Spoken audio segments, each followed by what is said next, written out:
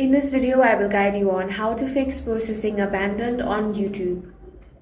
The first thing you want to do is test the video by opening it in a media player such as VLC Media Player. This issue is usually caused by the video file itself and not YouTube settings, so go ahead and test by opening the video. Check whether the video pauses automatically, fails to play, or has no thumbnail preview. Now you want to confirm if the video file is corrupted or contains playback error.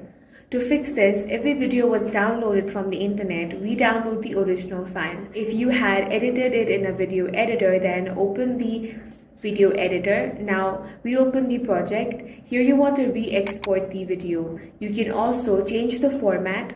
So if you had previously selected MP4, you can switch it to MOV, or if you had selected MOV, you can switch it to MP4 and check. Now you can save the newly exported version as a new file. Now play the new video file to make sure it works properly without any errors. Then return to YouTube Studio. Now upload the new video file. Verify that the upload continues to processing and complete successfully without the processing abandoned error. That's all for this video. If you found it useful, make sure to hit the like button and subscribe for more videos like this.